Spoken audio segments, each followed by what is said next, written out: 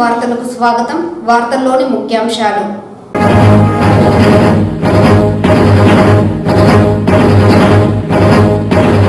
డ్వాక్రా మహిళల ఆర్థిక ఇబ్బందులు తొలగిస్తూ అనునిత్యం అండగా నిలిచిన వ్యక్తి రాష్ట్ర ముఖ్యమంత్రి జగన్, రాష్ట్ర ఉప ముఖ్యమంత్రి నారాయణ స్వామి.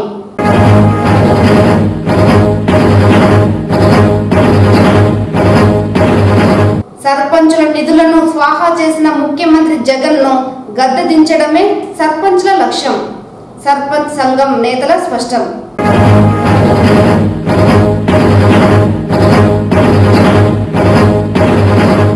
వైకాపా ప్రభుత్వ పాలనకు కాలం చెల్లి రోజులు దగ్గర పడ్డాయి. రా కదలిరా కార్యక్రమంలో టీడీపీ నేతల వెల్లడి.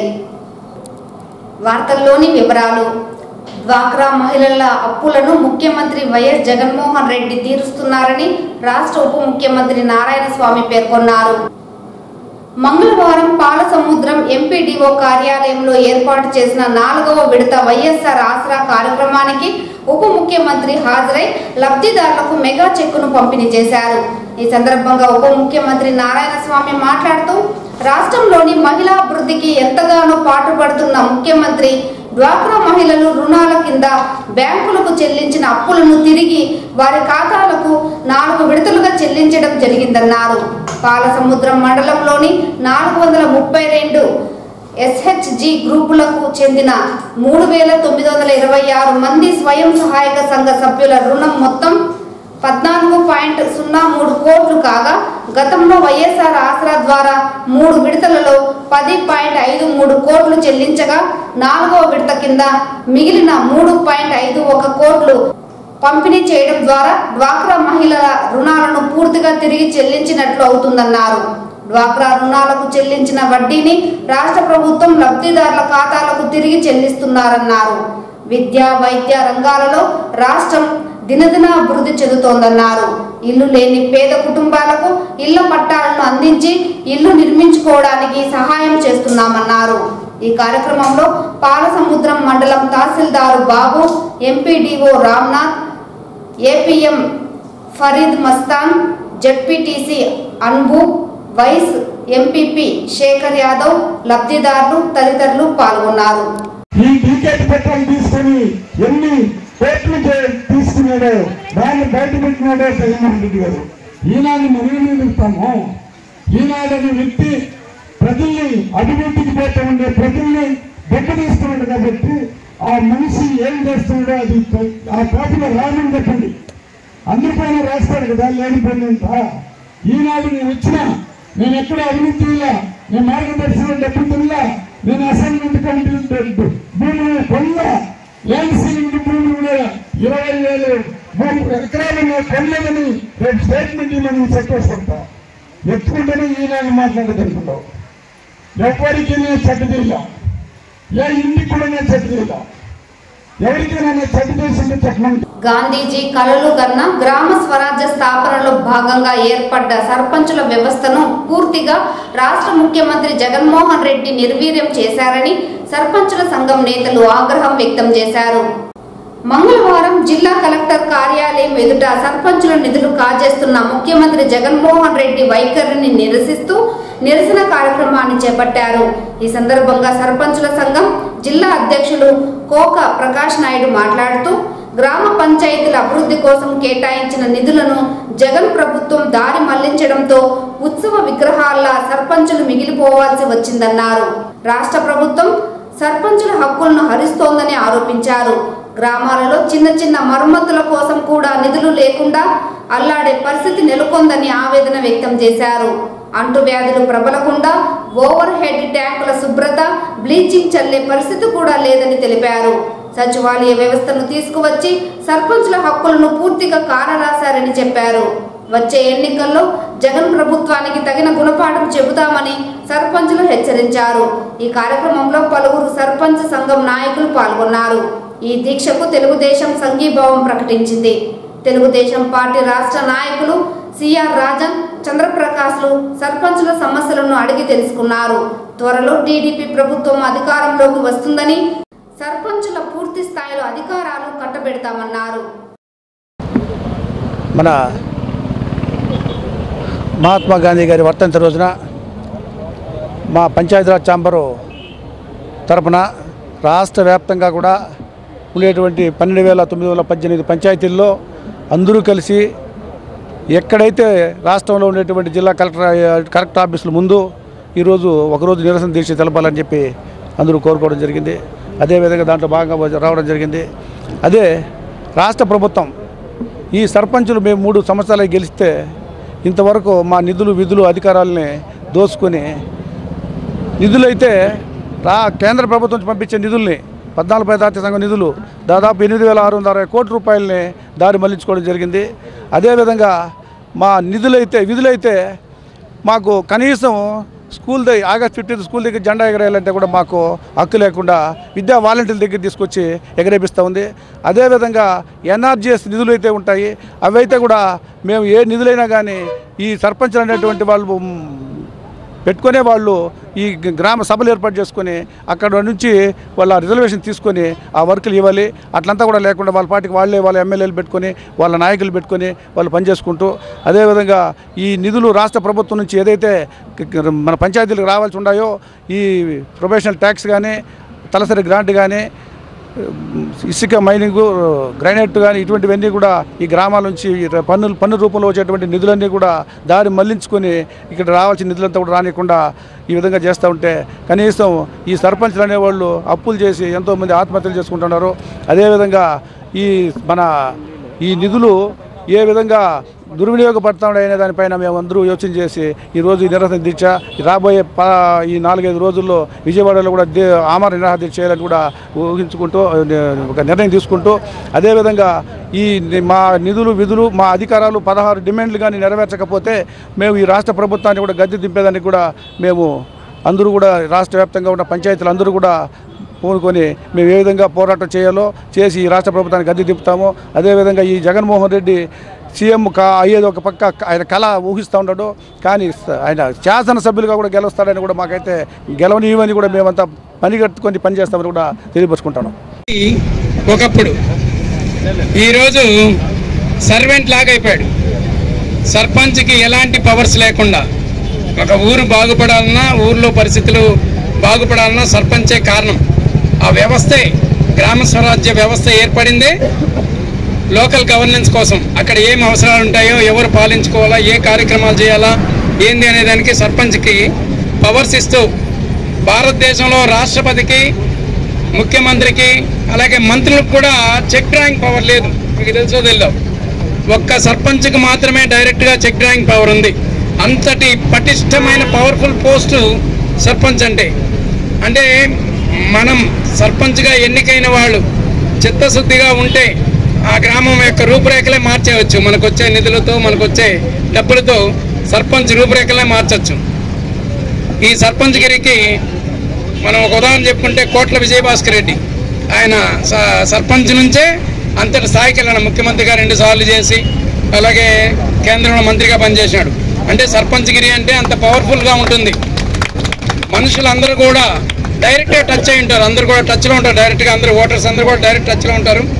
ఏ వీధిలో లైట్ పోయినా, ఒక కాలువ పోయినా, ఒక రోడ్డు లేకపోయినా అన్నిటికీ కూడా సర్పంచే బాధ్యత వహించి కొన్ని సందర్భాల్లో అయితే కొంతమంది సర్పంచులు తమ జేబులో డబ్బులు ఖర్చు పెట్టి వాళ్ళు రోడ్లో లైట్లు కొనాలనుకున్నప్పుడు వాళ్ళ దగ్గర ఉండదు డబ్బులు పంచాయతీలో, అవన్నీ కూడా వాళ్ళే ఖర్చు పెట్టి మళ్ళీ తీసుకున్న రోజులు కూడా చాలా ఉన్నాయి.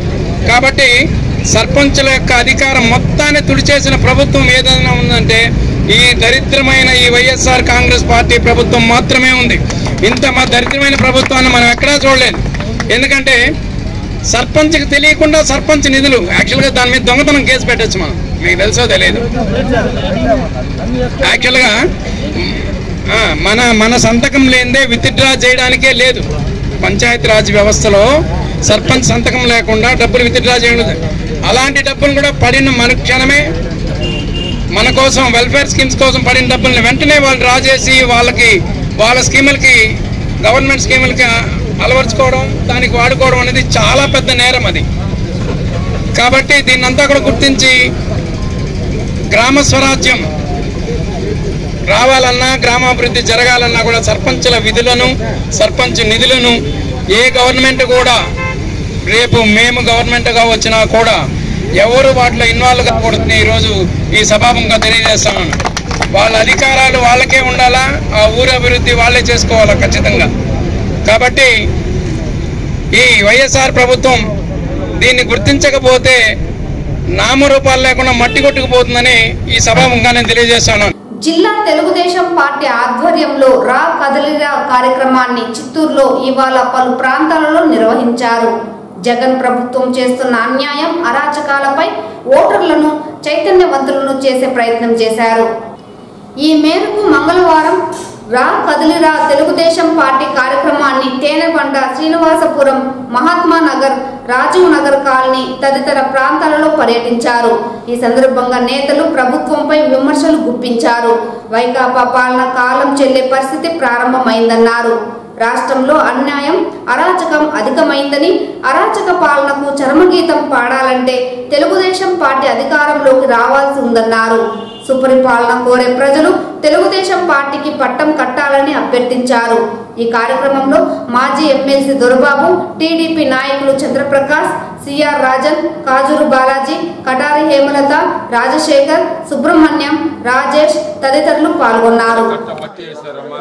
మీరే చెప్పండి, అసలు ఆ కౌన్సిలర్ ఎవరో తెలీదు కాదమ్మా, కౌన్సిలర్ కూడా ఎవరో తెలియదు మీకు, అవునా? ఎవరమ్మా మీ కౌన్సిలర్ చెప్పారు చెప్పు. దానికంతా పాల్పడకుండా ఓటుకు 5,000 అంటారమ్మా. ఒక రోజుకి ఎంత పడుతుందమ్మా? 3 రూపాయలమ్మా. 3 రూపాయలు ఒక రోజుకు మీ ఓటు అమ్ముకుంటారా చెప్పండి? అందువల్ల అది మరి లేకుండా తెలుగుదేశం వస్తే చంద్రబాబు నాయుడు గారు డెఫినెట్ గా ఈ రోడ్డు వేసే బాధ్యత మేము తీసుకుంటామా.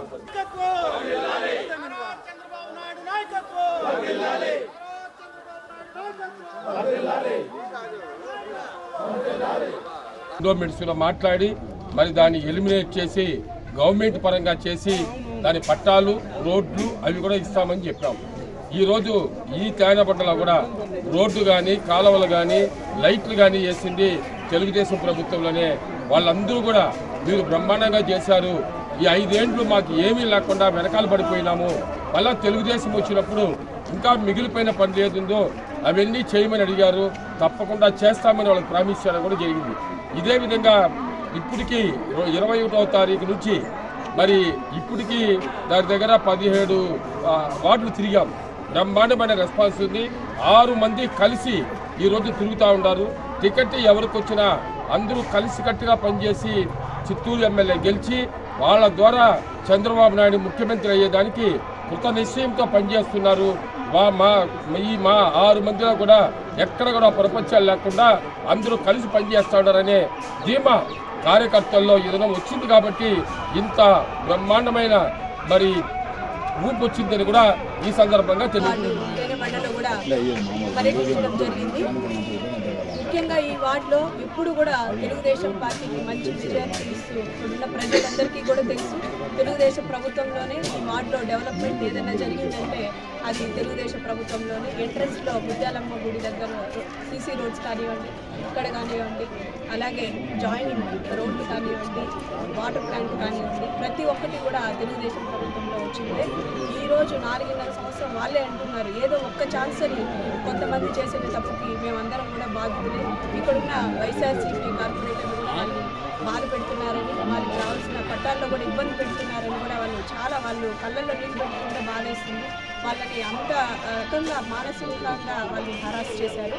అందుకోసం వాళ్ళే చెప్పారు మేమందరం తెలుగుదేశం పార్టీకి ఓటేస్తాం, చంద్రబాబు నాయుడు గారిని గెలిపిస్తాము, మాకున్న సమస్యను తప్పకుండా తీర్చండి అంటే మేమందరం కూడా హామీ ఇవ్వడం జరిగింది.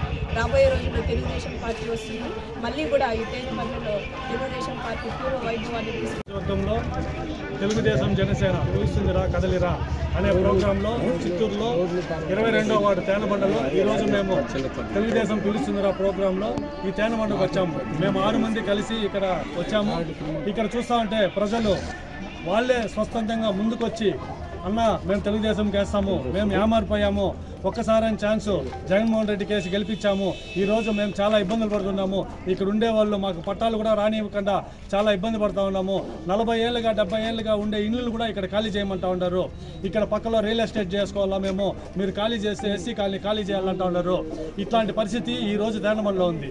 అంటే ఆలోచించాల్సిన విషయం ప్రజలంతా కూడా ఈరోజు ఎక్కడికక్కడ వైఎస్ఆర్సీపీ నాయకులు కానీ అక్కడ ఉండే లోకల్ లీడర్స్ కానీ వైఎస్ఆర్సీపీ లీడర్స్ కానీ బెదిరింపు కార్యక్రమాలతో ఓట్లు వేయించుకోవాలని వాళ్ళని ఇల్లులు ఖాళీ చేయండి, లేదంటే మీకు అది కట్ చేస్తాం ఇది కట్ చేస్తాం అనే ప్రోగ్రామ్స్తో వాళ్ళు ఉండారే కానీ ఎక్కడ కానీ ఏది డెవలప్మెంట్ లేకుండా అంతా నిర్వీర్యమైపోయి ఆంధ్రప్రదేశ్ నాశనం చేసే కార్యక్రమం ఉండింది ఈ 4.5 సంవత్సరంగా.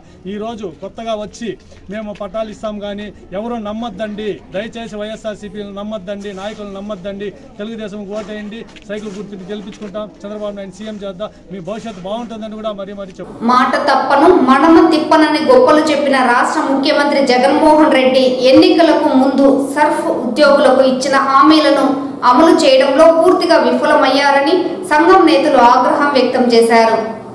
తమ న్యాయమైన డిమాండ్లను పరిష్కరించాలని కోరుతూ జిల్లా కలెక్టర్ కార్యాలయం ఎదుట 2వ రోజు నిరవధిక సమ్మెను సర్ఫ్ ఉద్యోగులు చేపట్టారు.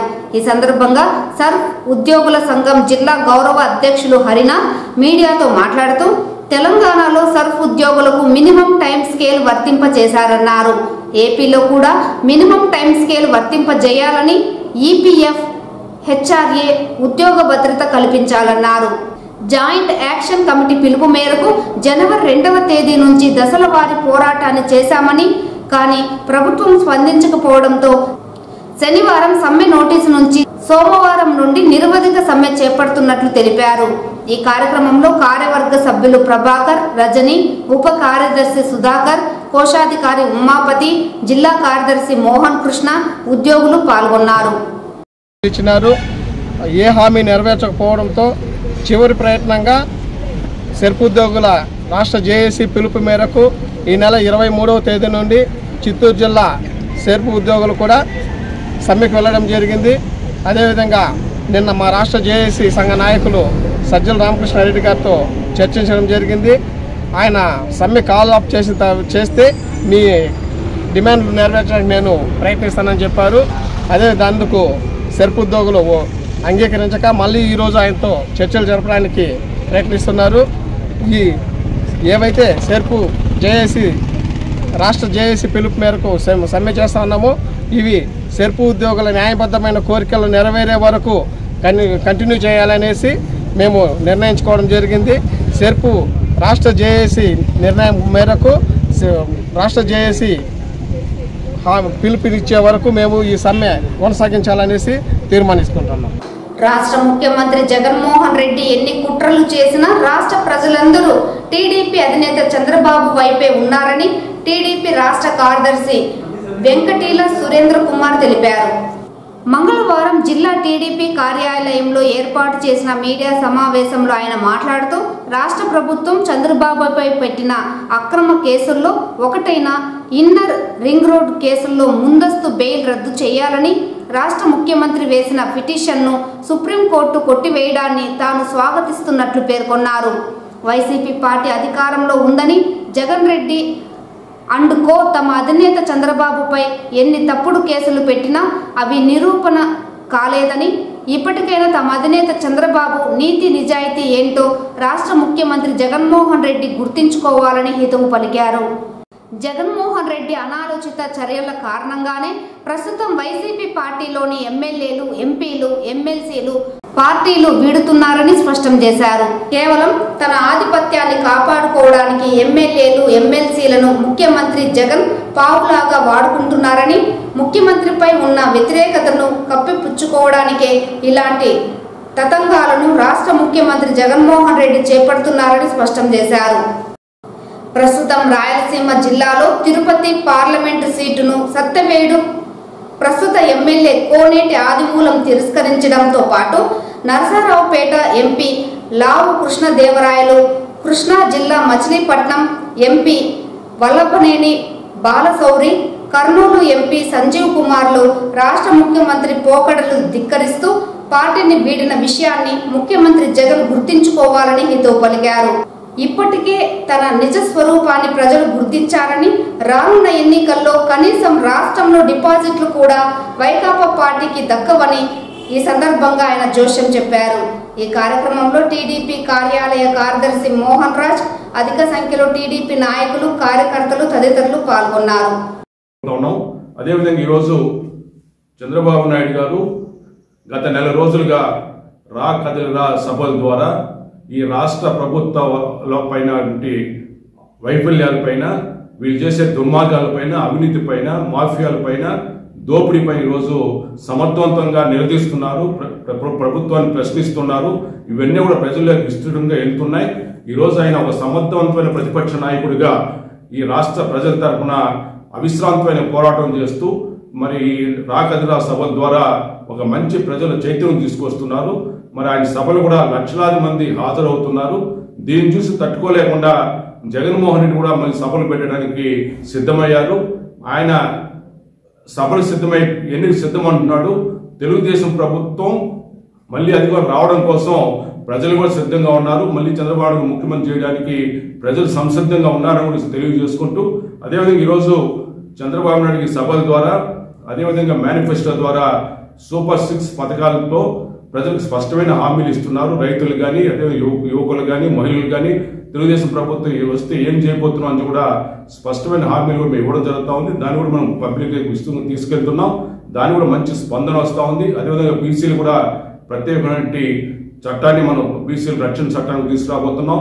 అదేవిధంగా ఈరోజు రైతుల పాలిట ఇబ్బందిగా మారినటువంటి ఏపీ టైటిలింగ్ యాక్ట్ను కూడా మరి తెలుగుదేశం ప్రభుత్వం అధికారం రాగానే కూడా దాన్ని రద్దు చేస్తామని కూడా స్పష్టమైన హామీలు ఇవ్వడం జరిగింది. ఈ విధంగా ప్రజలకు అవసరమైనటువంటి అన్ని హామీలు ఈరోజు చంద్రబాబు ప్రభుత్వం వస్తే ఏం చేయబోతున్నాం కూడా క్లియర్గా మేము చెప్తున్నాం. దానివల్ల ప్రజలు కూడా మంచి స్పందన వస్తూ ఉంది. అదేవిధంగా ఈరోజు రాష్ట్రాన్ని నేరాంధ్రప్రదేశ్గా చేసేశారు. మరి నేర రేటు కూడా విపరీతంగా పెరిగింది. ఈరోజు దేశంలో మహిళ పైన నేరాలు చూస్తే 6వ స్థానంలో ఉంది. అదేవిధంగా నిరుద్యోగం టాప్ 1లో ఉంది. యువకులంతా కూడా ఈరోజు ఉపాధి లేకుండా, ఉద్యోగాలు లేకుండా తీవ్రమైనటువంటి ఆవేదన చెందుతూ ఉన్నారు. అదేవిధంగా ఈరోజు ప్రజలపైన విపరీతమైన భారం మోపారు.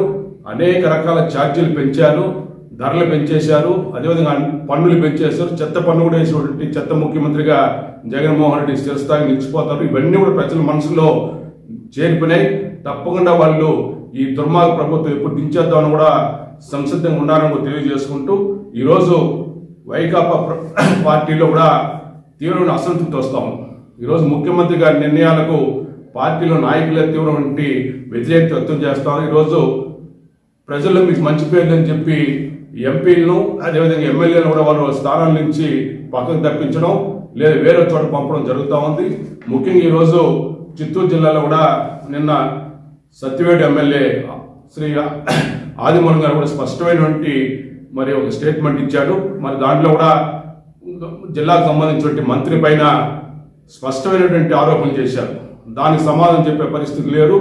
ఆయన ఈరోజు ఎమ్మెల్యే వద్దని చెప్పి ఎంపీగా పంపిస్తే ఆ ఎంపీ సీట్ నాకు వద్దని చెప్పి కూడా ఈరోజు ఆయన స్పష్టంగా తెలియజేశారు. అదేవిధంగా ఈరోజు ఎంపీలు లావు శ్రీకృష్ణదేవరాయలు గారు కానీ, అదేవిధంగా బాలశౌరి గారు కానీ, సంజీవరావు గారు కూడా వీళ్ళంతా కూడా మరి పార్టీని వదిలిపెట్టడానికి సిద్ధపడిపోయారు. ఇవన్నీ కూడా చూస్తున్నప్పుడు కేవలం ఎంపీలపైన ఎమ్మెల్యేల వ్యతిరేకత కాదు, ముఖ్యమంత్రి గారి పైన వ్యతిరేకత స్పష్టంగా ఉంది ప్రజల్లో. ఆయన అది గ్రహించడం లేదు. తన తప్పు కప్పిపుచ్చుకోవడం కోసం ఎమ్మెల్యేలను, ఎంపీలు బలిపరుసలు చేస్తున్నాడు. ఇవన్నీ కూడా ప్రజల్లో చర్చకు వచ్చాయి. ప్రజలు కూడా ఇవన్నీ కూడా చర్చించుకుంటున్నారు.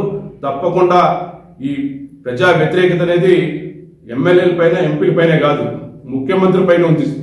ముఖ్యమంత్రిని ఇప్పుడు దించడానికి తాము సిద్ధంగా ప్రజలు ఉన్నారనే విషయం కూడా వారు గ్రహించాల్సిన అవసరం ఎంత ఉంది. ఏదేమైనా కూడా ఈ రాష్ట్రంలో 4.5 సంవత్సరాల కాలంలో వైకాపా ప్రభుత్వం చేసినటువంటి అరాచకాలు కానీ, దోపిడీ కానీ, అదేవిధంగా ముఖ్యమంత్రి అవలంబిస్తున్న వైఖరి కానీ, ఆయన యొక్క ఫ్యాక్షనిస్టు రాజకీయాలన్నీ కూడా ప్రజలు బాగా గ్రహించారు.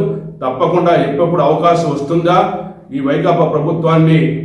తిరుమల తిరుపతి దేవస్థానం టీటీడీ ఈవో ఏవి ధర్మారెడ్డికి వైకాపా ప్రభుత్వం దారాదత్తం చేసిందని టీడీపీ నేతలు ఆగ్రహం వ్యక్తం చేశారు. మంగళవారం జిల్లా టీడీపీ కార్యాలయంలో ఏర్పాటు చేసిన మీడియా సమావేశంలో టీడీపీ రాష్ట్ర అధికార ప్రతినిధి సప్తగిరి ప్రసాద్ మీడియాతో మాట్లాడుతూ, రాష్ట్ర ప్రభుత్వం పంచాయతీ సెక్రటరీ నుండి ప్రిన్సిపల్ సెక్రటరీ వరకు బదిలీలకు సిద్ధమైంది తప్ప టీటీడీ ఇన్ఛార్జి ఈవో ధర్మారెడ్డి బదిలీపై ఎలాంటి నిర్ణయం తీసుకోకపోవడం బాధాకరమన్నారు. ప్రస్తుతం తిరుమల తిరుపతి దేవస్థానాన్ని రాష్ట్ర ముఖ్యమంత్రి జగన్మోహన్ రెడ్డి ఇన్ఛార్జి ఈవో ధర్మారెడ్డికి రాసి ఇచ్చారని, టీటీడీ దేవస్థానంలో ఆయన చేసిందే శాసనంగా మారిందని ఆగ్రహం వ్యక్తం చేశారు. భక్తుల మనోభావాలను పట్టించుకోకుండా ధనార్జన ధ్యేయంగా ఈవో ధర్మారెడ్డి వ్యవహారం శైలి నడుస్తోందని పేర్కొన్నారు. రాష్ట్రంలో ఎక్కడా కూడా ఐఏఎస్, ఐపీఎస్ అధికారులను 2 సంవత్సరాల కన్నా ఎక్కువగా ఒకే చోట ఉంచరని, అటువంటిది ప్రపంచ ప్రఖ్యాతిగాంచిన హిందూ ధార్మిక క్షేత్రంలో టీటీడీ ఈవోగా ధర్మారెడ్డికి కనీసం అర్హత లేకపోయినా 4 సంవత్సరాలుగా కొనసాగించడం చూస్తుంటే జగన్మోహన్ రెడ్డి టీటీడీ నిధులను కూడా స్వాహా చేసేందుకు టీటీడీ ఈవో ధర్మారెడ్డిని బినామీగా వాడుకుంటున్నారన్న విషయం ప్రజలకు అర్థమైందని పేర్కొన్నారు.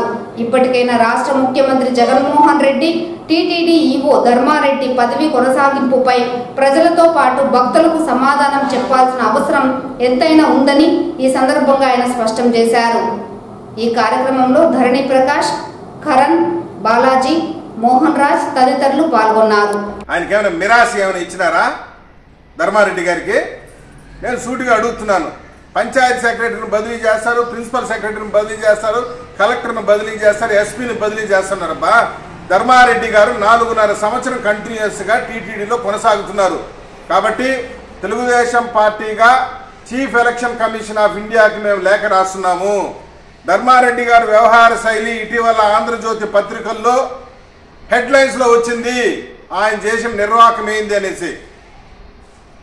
నేను డిమాండ్ చేస్తున్నాను ఈ రాష్ట్ర ప్రభుత్వాన్ని, మేము విజ్ఞప్తి చేస్తున్నాం చీఫ్ ఎలక్షన్ కమిషన్కి, ఇటువంటి వ్యక్తి ఈ రాష్ట్రంలో కనుక ఉంటే ఆయన సిస్టమ్స్ని కానీ వ్యవస్థలు కానీ మేనేజ్ చేయటంలో దిట్ట ధర్మారెడ్డి ఉంటే, ఆయన కనుక ఇక్కడ ఉంటే ఈ రాష్ట్రంలో ఉంటే తప్పకుండా ఎలక్షన్ సిస్టమ్ని, ఎలక్షన్ ప్రాసెస్ని, ఎలక్షన్ ఆఫీసర్స్ అందరినీ కూడా మేనేజ్ చేయగలడు. ఫ్రీ అండ్ ఫెయిర్ ఎలక్షన్ జరగదు. 4.5 సంవత్సరాలుగా ఒకే టీటీడీలో అసలు బదిలీ అనేది లేకుండా ఎలా కంటిన్యూ అవుతాడు? గతంలో రాజశేఖర రెడ్డి ముఖ్యమంత్రిగా ఉన్నప్పుడు ఓఎస్డీగా చేశాడు 5 ఏళ్ళు. ఆ తర్వాత కిరణ్ కుమార్ రెడ్డి గారు ముఖ్యమంత్రిగా ఉన్నప్పుడు ఓఎస్డీకి చేశాడు. ఇప్పుడేమో additional EO FAC, bird, SVIMS, ఇన్ని బాధ్యతలు ఒక వ్యక్తికి, ఐఏఎస్ కాని వ్యక్తికి 4.5 సంవత్సరం ఒకే చోట కొనసాగడం అనేది ఎన్నికల నిబంధనలకు విరుద్ధం. కాబట్టి చీఫ్ ఎలక్షన్ కమిషనర్ గారికి లేఖ రాస్తున్నాము. అందరూ కలెక్టర్ని బదిలీ చేస్తున్నారు, ఎస్పీలను బదిలీ చేస్తున్నారు, పంచాయత్ సెక్రటరీని, ప్రిన్సిపల్ సెక్రటరీని బదిలీ చేస్తున్నారు. ధర్మారెడ్డి గారి పైన ఎందుకంత ప్రేమ అని చెప్పి జగన్మోహన్ రెడ్డిని డిమాండ్ చేస్తూ తక్షణం ధర్మారెడ్డిని బదిలీ చేసి తన మాతృ సంస్థకు పంపించాలని తెలుగుదేశం పార్టీ పక్షాన చీఫ్ ఎలక్షన్ కమిషన్ ఆఫ్ ఇండియాకి లేఖ రాస్తున్నాము. తిరుమల శ్రీవారిని ఈ రోజు ఉదయం వీఐపీ విరామ సమయంలో పలువురు ప్రముఖులు దర్శించుకున్నారు. స్వామివారిని దర్శించుకున్న వారిలో BJP MP Laxman, BJP MLA Maheshwar Reddy, Tamil Nadu మాజీ సీఎం వేరువేరుగా స్వామివారి సేవలో పాల్గొని మొక్కులు చెల్లించుకున్నారు. శ్రీవారి దర్శనార్థం తిరుమలకు విచ్చేసిన వీరికి ఆలయ అధికారులు స్వాగతం పలికి దర్శన ఏర్పాట్లు చేశారు. అనంతరం రంగనాథ మండపంలో వేద పండితులు వేద ఆశీర్వచనం చేసి స్వామివారి తీర్థ ప్రసాదాలను అందజేశారు.